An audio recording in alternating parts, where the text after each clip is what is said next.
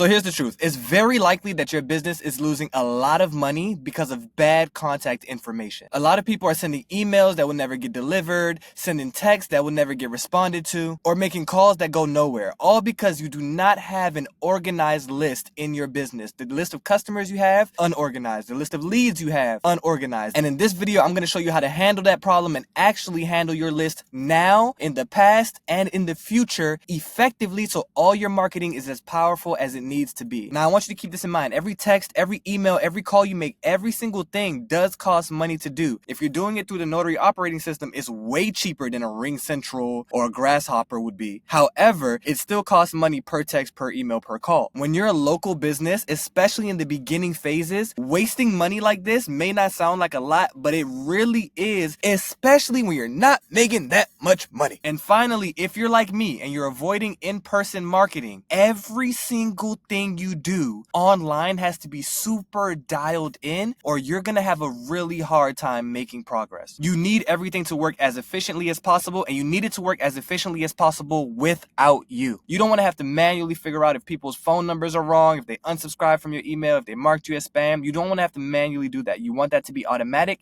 and you want things to happen automatically if they marked you as spam, if they unsubscribe, if that's the wrong email. Same with phone numbers. If it's the wrong phone number, or if they opt out, they don't want you to text them anymore, you want it to be automatic how things happen when these things are going on. You do not want to manually do this. It will overwhelm you, and there's no way you can keep up with it, especially when you start getting more business, more traffic. You need to be able to handle a lot of calls from the beginning. You need to be able to handle a lot of emails from the beginning. Don't wait until you realize you can't handle it all, or your system's breaking, or people are really mad at you because things are happening that shouldn't be happening. Don't wait till then. Get everything handled from the beginning, so when you hit your aha moment, or if you start running ads and they're working, your system is good. Everything's happening automatically how it's supposed to be. And a sneaky thing that happens when you have bad contact info is your customer experience and your customer service and your customer everything starts to fall apart, and your customer does not feel valued by you. Your messages start to feel impersonal, disconnected, or literally like they're going to the wrong person. You do not want that. If you guys don't know already, all of this is run through your Notary Operating System, and we're going to be using the Master Notary snapshot just to go over everything. So that's why you see everything's in draft. In my business offline, these are all, of course, live, but I'm using a training account to kind of do the trainings on, just because that last video, I just didn't like having my actual business as what I'm showing you guys everything on. Sue me. So let's get started. So as you can see, this is list cleanup and management. All of this is done for you. All of this is within your Notary Operating System once you sign up. Like, you'll have all of this done for you already. You'll just have to cut them on and plug and play your business stuff. I'm gonna do like an overview, and then I'm gonna just go a little bit deeper so you understand what's happening. Of course, to start off, there's just tag routing. So everybody's taken out of the workflows they need to be taken out of,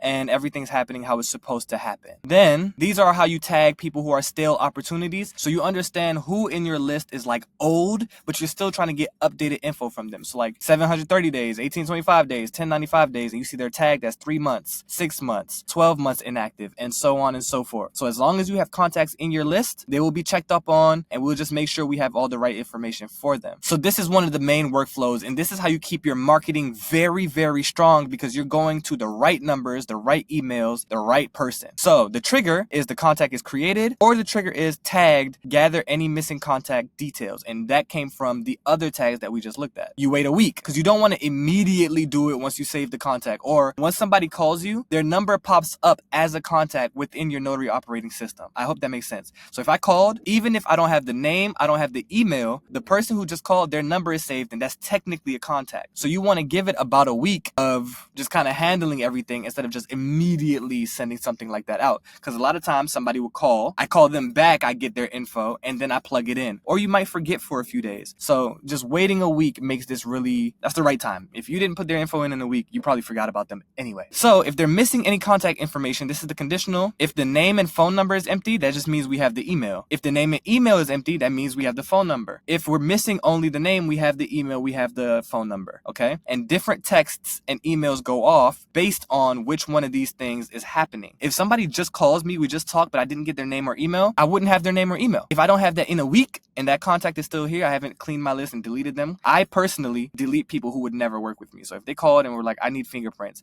but I need fingerprints from Field Print, that is a specific company here in Virginia, I would never be be able to do their fingerprints, I completely ignore them. I just delete them from the contact list. We don't need to talk. However, if they called and the fingerprints, we were just in a rush that day, they came in, we did the fingerprints, but I didn't save like an email address or I didn't save a name, then this will go off in a week. I hope that makes sense. Let's see for name and phone is empty. The email will go off. Hi, I'm with this business name. It looks like we don't know you by your name yet. And we also don't have a phone number for you. We'd love to get to know you better. Please help us update your contact information by clicking here. Very simple. Thanks, our business name. Then we have a second attempt. Hi, we're with this business name. It looks like we don't know you by your name yet. Blah, blah, blah, blah. You could edit these. I suggest you edit these. This is just in the practice account, so it doesn't have my verbiage on it. And I don't want to use my business to do this because you guys will copy it, which would make my business look like a copycat too. So you'll come in and you'll edit these for yourself, but it's very simple stuff. And same thing for name and email is empty. Hey, this is this location's name. We don't have your name or email yet. Please update your info. And all of them will basically say the same thing. We don't know you by name or don't have your email yet. We'd love to know you better. Link. Same thing if we're just missing the name. Hey, we don't have your first name yet at our business name. Update your contact info here. And these things go off. So after that first 7 days after the contact is created or the tag is made, SMS emails. Wait 2 days from the time these went off. Send some more. Wait 2 more days. Send some more. Wait 2 more days. Send some more. I'll show you the form later. But right now, we're just going through the workflow. This is a different trigger. Tag somebody as the wrong number, like I have the wrong number for this person. You tag him as that, this workflow goes off. But also, if the customer replied wrong number, right? Like let's say I texted somebody and they texted back wrong number. I have the wrong number for them. This happens. This triggers this workflow. And also exact match phrase. That means they sent exactly that. So if they wrote you have the wrong number, this won't go off. You'll have to tag them as somebody you have the wrong number for. But if they just replied wrong number, this will go off. We could do contains phrase, but let's say, hey, here's my number. I don't want you to text the wrong number. This is what somebody texted you. Because wrong number was in there, our flow would go off. We don't want that. So we'd rather just have it as an exact match phrase. Now, when you save numbers on here, they validate it. They try to validate the number. So when the number is invalid, it sets the workflow off. Or if it's incapable of validating the SMS number,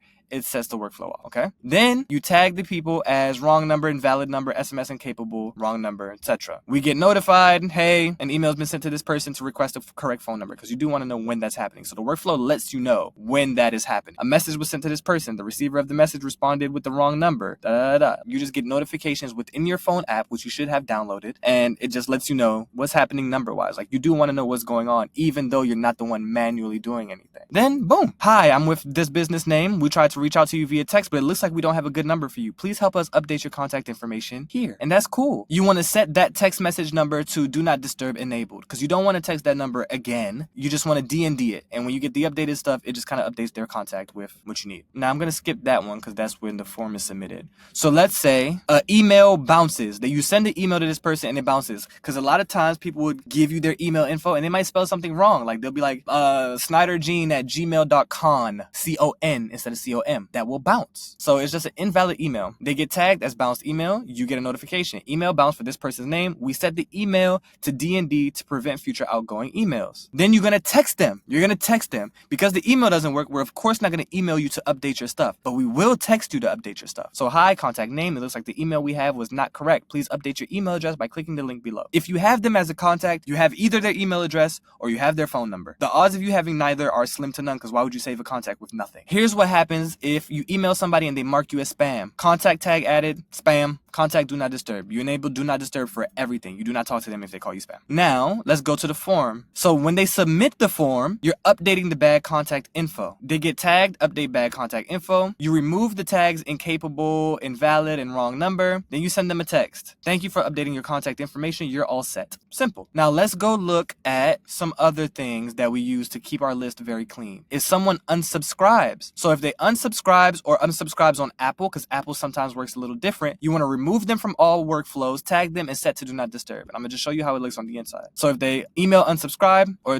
they fill out the unsubscribe form, their email lead score goes to 0. And you don't need to know what email lead score really is. It's just kind of how you organize people based on like how interactive they are with your emails. If they unsubscribe, that is a 0. We don't talk to you no more. You add the tag unsubscribed and then set contact do not disturb on. And you do not disturb their email, not text. They unsubscribed via email. So we're unsubscribing you via email. That did not mean you didn't want want me to text you anymore. And this is an important tidbit. Just because someone doesn't like you emailing them does not mean they want you to stop texting them. Simple as that. If they want you to stop texting them, there's stuff for that too, and I'll show you. And it's the same thing for Apple. Unsubscribe, DND, email score to 0. Now we'll go to text message best practices. If someone texts you the word help, if someone texts you the word stop or out, if someone opts into text messages, or someone texts you start, there's different things that go off for all of this. Okay, so let's go to the help one. If customer replies with help, this goes off. Help with all caps, this goes off. Help with first letter capped, this goes off. You get a notification, this person has requested help inside the text messages, please reach out to them. And then they get a text. We have alerted our team and somebody will be with you shortly. And this is how you keep people engaged and stuff like that. Now, there's text message laws. If someone replies stop or out, you need to stop texting them. This is how you will get your number marked as spam.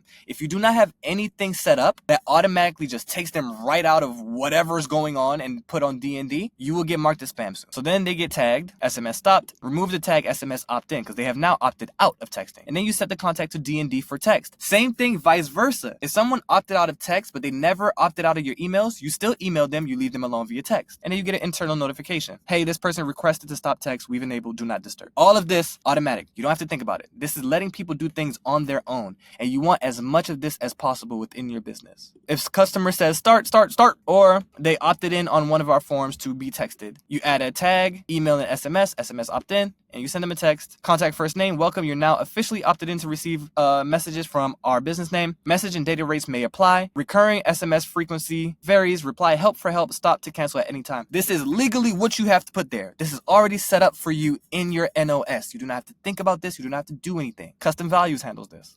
Also, the word out is less of a spam trigger than the word stop, as far as I know. So I always try to leave a message at like I'm gonna show you.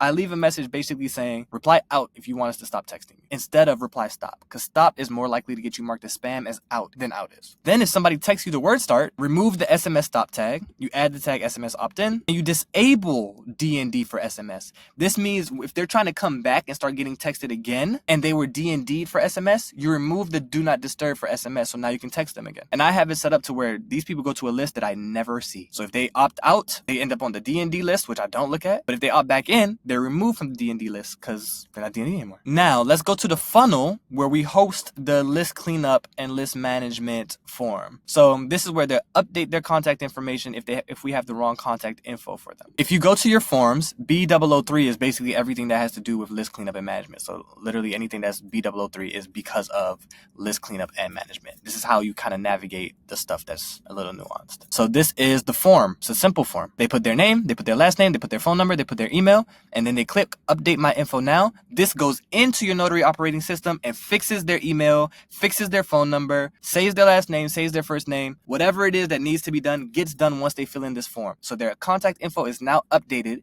and is now good. So now when you text them, now when you email them, their first and last name is correct, is going to the right number, is going to the right email address. Whatever reason you didn't have the right email, that is fixed. Whatever reason you didn't have the right phone, that is fixed. And this is happening automatically. 7 days after a contact is created, is checking for if any of this is wrong. The second somebody's email bounces or something, is checking. It's going to come, it's going to send this out. Me personally, I like to have my forms housed within a funnel. Like I just like to have a nice little funnel with whatever I want somebody to do in it. So the list cleanup, the B003 funnel, update contact information, wrong contact info, it will be here. I would pull it up in like a preview screen, but because of how I'm recording with Loom, it just wouldn't work. Right here, you see the location, logo, URL. It just means your logo would pop up here and not my logo once you fill in the custom value. When you fill in the custom value for the hours that you work, that will pop up here. And also, when you fill in the custom values for your Twilio number, your business phone number will pop up here. So this is just what will be at the top. And then your form will be right here. And it'll say, update my contact information, update my info now. And then they'll have a schedule an appointment button because I love to send people to the scheduler. You guys know I'm big on schedulers. So yeah, and you see custom value right here. So once they click it, it goes to the scheduler that you filled in the custom value. So yeah,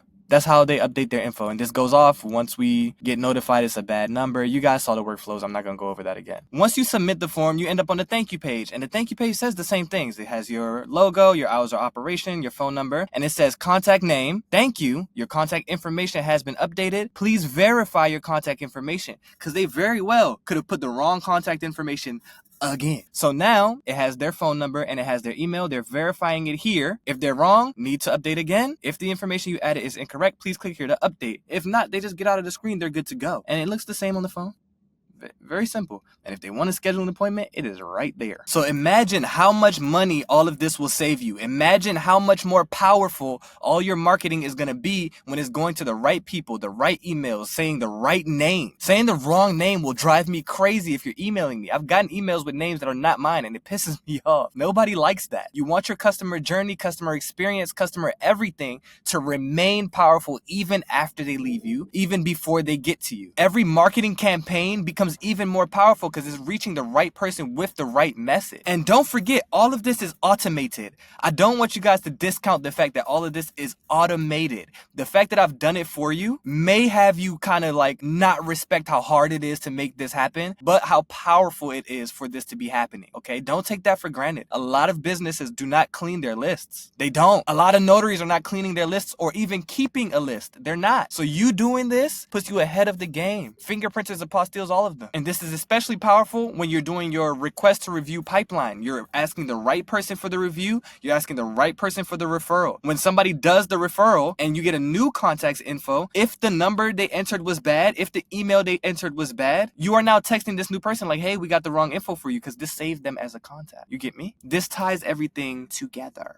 So keep this in mind. A clean contact list amplifies every single thing you do. When we send review campaigns, they actually reach the right clients who would give us 5-star reviews. Referral campaigns go right to people who know and trust your business, ensuring that you get even more referrals. And those referrals give more reviews and more referrals, and so on and so forth. Remember, the snowball. And future marketing efforts just go well, like promotions, seasonal updates. You're targeting real and accurate leads who will recommend your business, who will love your business, who will keep spending money with you. If you didn't see the first video doing the overview of the core of the Notary Operating System, please go watch that. I'll pin it or I'll put it at the end of the video, whatever we got to do. But please go watch that, because that lets you know about the review to referral pipeline for one, and just overall the baseline of everything we're doing. And the list cleaning builds on top of that to keep that flow extremely powerful. Also, in that video, I talked about don't think tomorrow, don't think next week. Small thinking makes you not really respect how powerful these things are. Think 3 months, 6 months, 9 months, 1 year from now. How powerful your list can be when you keep it clean for a full year and all of those customers, all those leads, all those referrals come in. You having accurate info to blast to a list of hundreds or thousands of people will be beneficial to your business the more you make this work. So all you have to do is plug more people into the system, like I keep saying. You're wasting money if you have inaccurate data. Make this work to your advantage. All right, that's enough. I think you get the point. So if you want to try this for 14 days free, link is in the description below. You can start your 14-day free trial and just start plugging all your stuff in. And if you're not already part of the NTH community, you can join the free community where we also are putting a lot of these tutorials and just conversations that you would need to have so you can really run your business properly and powerfully. And we're still within our 12-week coaching right now. So if you want to be a part of the live, it's going to come out basically every Thursday until the 12 weeks is over. Be a part of that. All right, out of here.